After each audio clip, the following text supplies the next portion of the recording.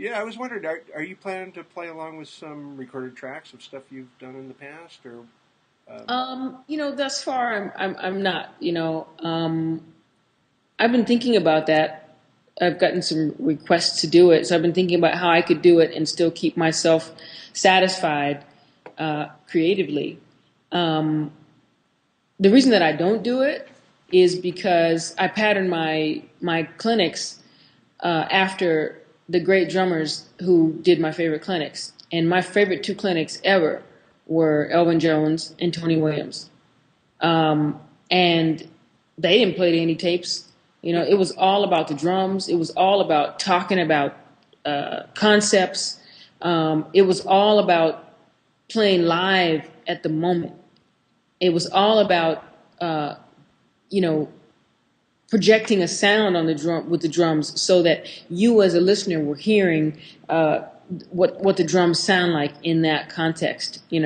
Basically alone, or my very first clinic, and I think we're going to talk about that. My very first clinic that I went to, so I'm now going to I'll add this into this question, was to see Tony Williams, and that was the first clinic I had seen, and that clinic just blew my mind. And this one, and I've seen Tony do clinics with just solo drums, but this one was Tony and a bass player. huh? And it was absolutely astounding.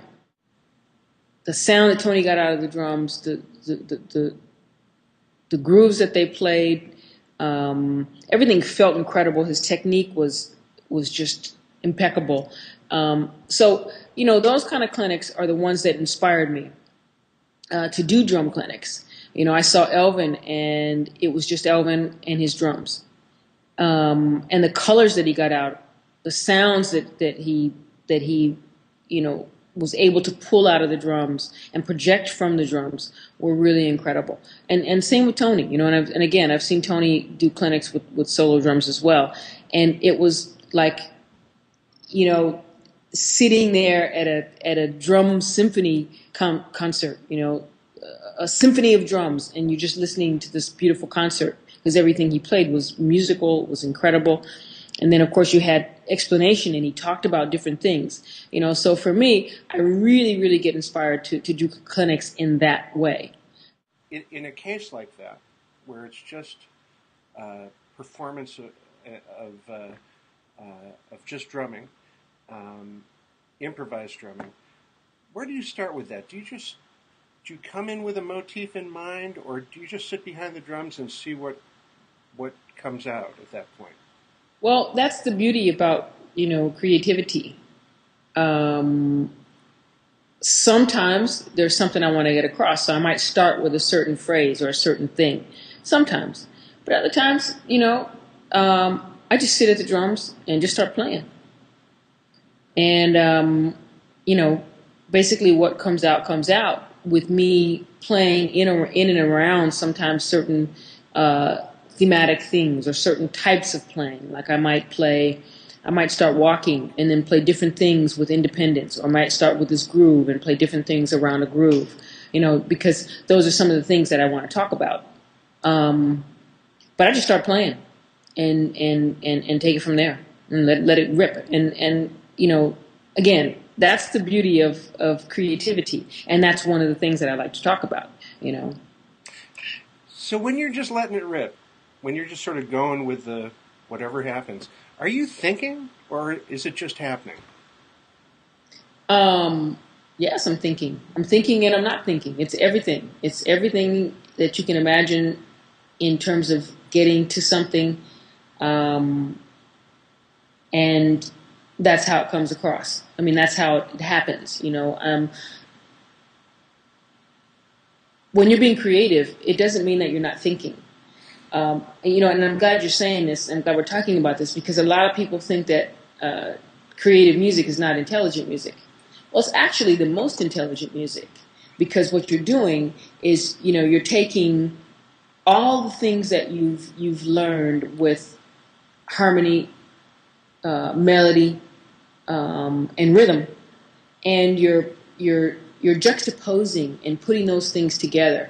So whether you're playing by yourself or in duo or with a band, That's what you're doing when you're playing creative music. So, for me, that's on a much higher level than, say, a classical musician who reads a part, and that's a high level because that takes an incredible amount of facility to be able to articulate a part the way it's written and to do it exact.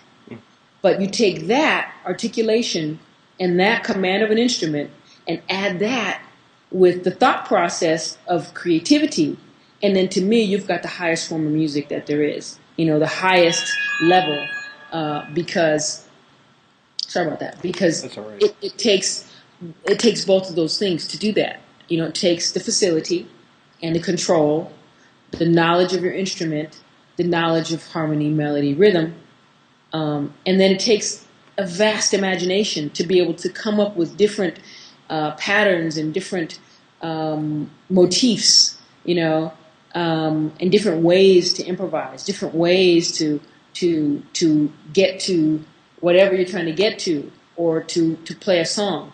So if you take a Charlie Parker solo, you listen to Bird and you listen to 16 bars of a Bird solo, that is a symphony in itself. And if he played the same song 10 times in a row, it will be different 10 times in a row. If you hear Miles Davis interpret a song 10 times in a row, it's going to be beautiful 10 times in a row, but different. You hear Tony, it's going to be beautiful, but different.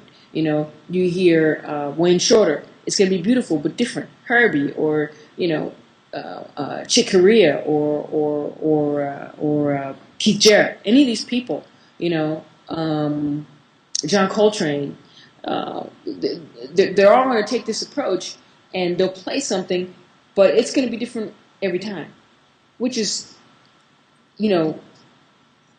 a very high level of imagination, creativity, and thought process.